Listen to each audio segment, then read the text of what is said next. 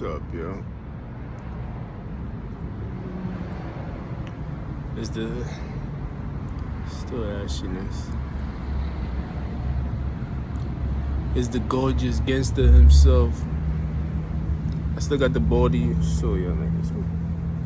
Yeah, I show me that shit, bro. I still look good, bro. That's the crazy part. I'm a good looking nigga. I gotta give myself credit for that.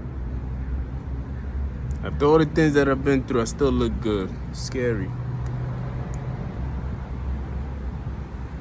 Yeah, I can look. Let me stop gassing myself up. I'm on my break. I got 15 minutes, literally, probably 10 minutes with y'all.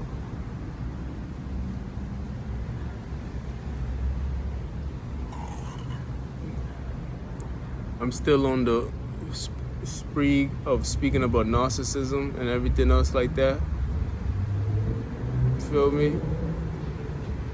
These people gotta be exposed for the things that they do. Feel me? They're trying to make violence chaos. I said violence chaos. They're trying to make violence a norm. They take the most degrading things in life and they try to make it a norm. You feel me? And they try to make it seem like we're supposed to accept these things. Feel me? It just, you can't. Like, it just don't happen like that. It doesn't work like that. You feel me? So this is the reason why I always speak against them and everything else like that. You dig? I always got to speak against them. Always. That's why I'm back talking about it, because I was talking about it, but I wasn't using the word narcissist. You feel me? I try to paint a picture without really saying what it was. You feel me? Imagine somebody just painting a picture, but you don't know what it is until the person finished.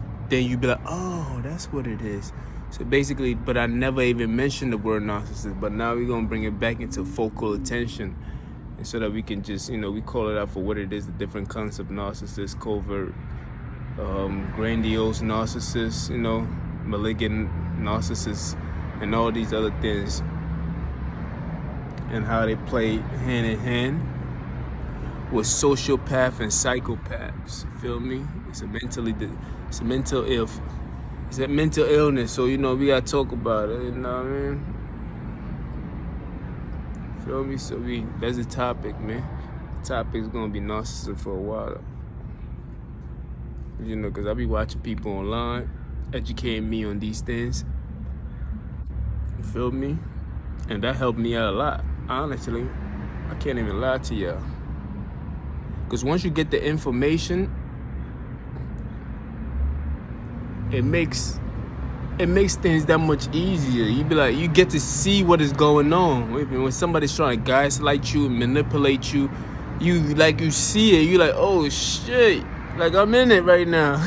Like, because it's one thing just hearing it from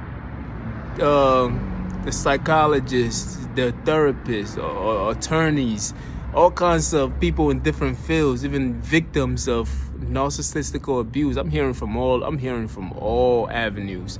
I'm soaking up all the information I can soak up about this subject itself. So when I come across one, I know without a doubt. Some of them I'll be like, yeah, these people have tendency. Like, it's gonna take a while for me to read this particular person. But some people, when you see them, be like, oh, I know without a doubt this nigga's a narcissist. Or this girl is a narcissist. Or they are narcissists. So when I see it, I just get excited. It's very exciting when you are in something that you used to be in but had no clue of what's going on, and you was trying to figure out the language for it and try to describe it and articulate what is going on, but it just didn't make sense to you or anybody else. Then you come to a place where you watch enough videos, you've done enough studies, and you get to understand what's really going on. And you like, oh shit, this is what it is right here. You feel me? And the other day when I said that I was a narcissist, you see how excited they was. I'm like, that's funny. That's very, very funny.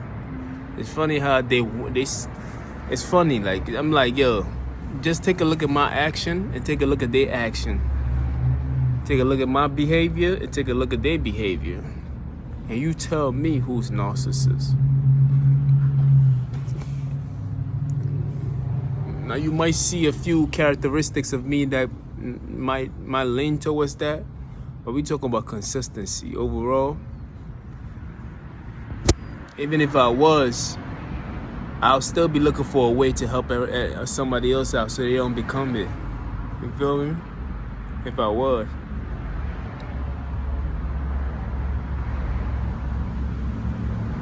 You know what I mean? When I say I'm seeing it everywhere, man, I see it everywhere I'm looking at. You feel me? When I'm talking to somebody, even when I'm watching a movie, I be like, oh, okay. And I'm looking at the history books. I'm like, oh, all right, that's why they behave the way they behave. Okay. I'm like a history of the America, everywhere else, in Africa. Now, if you get the psychology, the education of the psychology, fuck it. If you get the education of the different kind of personality disorders, you feel me? From narcissist to psychopath and everything else like that, and you learn all this antisocial behavior and all that stuff, and you get to apply it to your history that you read, you're like, oh shit, okay, it makes sense why these people will act like that. It would make sense why Adolf Hitler will be a psychopath. It makes sense now. You get to understand what's really going on. But if you don't understand, if you don't have that kind of education part of you, you get to take after people who could be psychopath, and you're not even a psychopath. You just, it's like, you're not even, but you taking after people that are beneath you. You need to understand these things, then go into the history book. I think they need to start off with psychology. Let people understand who they are first. We need to study self first. You need to study yourself first. You feel me? Before you dive into somebody else's history. You feel me?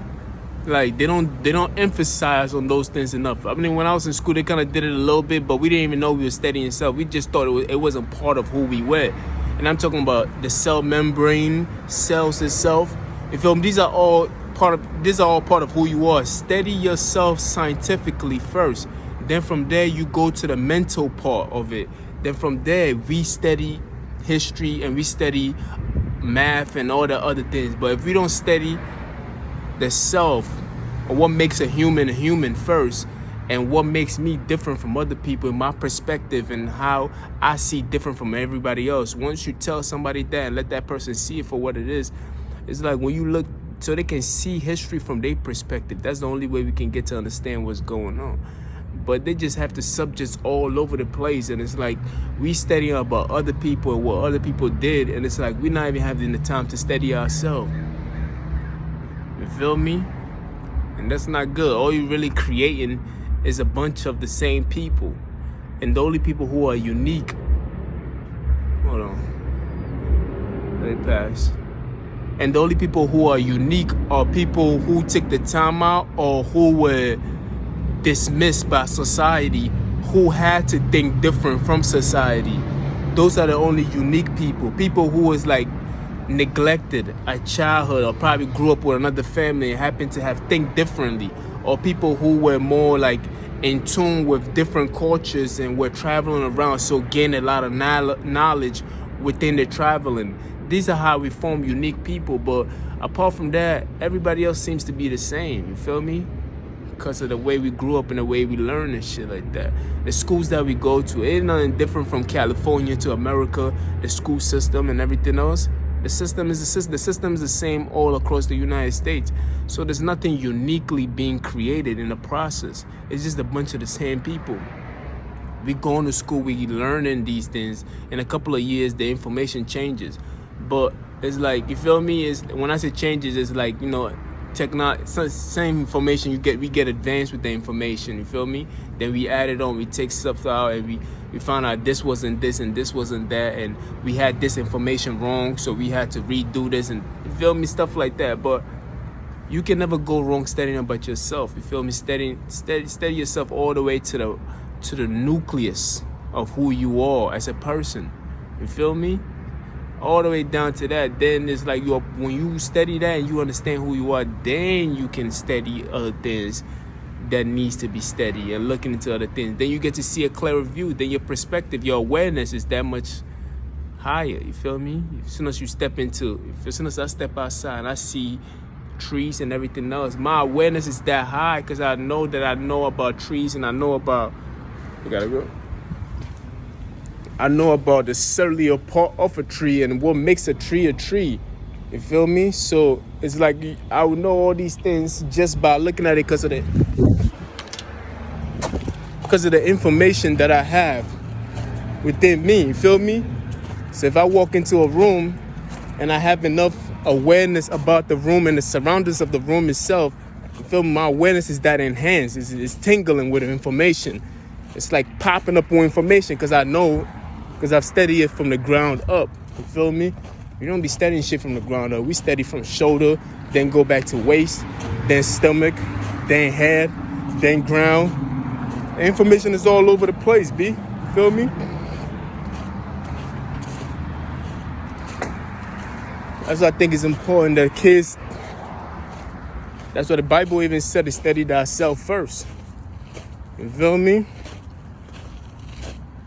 The first job that God gave Adam was to study himself. Feel me? He like, yo, name the animals. Feel me? How can you name the animals if you don't know who you are as a person? He had to study himself through the animals. And to me, animals represents characteristics of who we are. You feel me? So in the Bible, when God gave Adam his first task, he's like, name the animals. Name everything that you see, you name it. How can you name something if you don't know what the function of the name? You feel me? The whole purpose of a name is to describe the function of what that is. You feel me? It's like operation. You feel me? It's like I can't name something anything if it does not describe it and describe its function of it.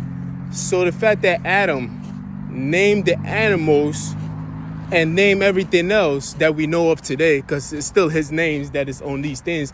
The only thing we did was translate it into another language. But the meaning and the definition of it all is by Adam himself. So how can I name anything if I don't know the function of this thing that I'm naming? You feel me? A door, a gate, you name it. You feel me? These things automatically describe. So his first job was to know self. You feel me? By giving it a name, he got to know a little bit of himself. By studying these animals, he got to learn a little bit of himself. So that's the same thing we got to do by studying the selves and everything else, and by studying the things that make us us.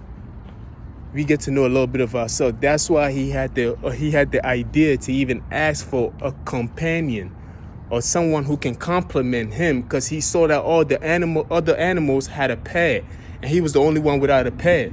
So once you study yourself, you get to learn the things that you need about yourself. That's why he asked for Eve, because he couldn't have asked for Eve if he didn't study those animals and see that the animals needed. God knew he needed a pair. God just wanted him to know for himself, like, yo, my nigga, you need a pair. But since you haven't got that point yet, why don't you study these animals, see what they got that you don't have? And he's like, oh shit, I need a companion. You feel me? And this is how he got to know it. So since we passed that stage now, we know we need a companion and everything else. What else about ourselves that we need to learn that is out there that we have not perceived it yet? Because we too busy not thinking. We be comfortable in where we are. Just like Adam. Adam was comfortable until God put him in the right place. I think the only way we can get there if we get back to the nucleus of us and start studying from the ground up. Let's not go. The school is not really teaching the ground up. They're teaching all over the place, and we picking and choosing like we have the option too. I gotta go though.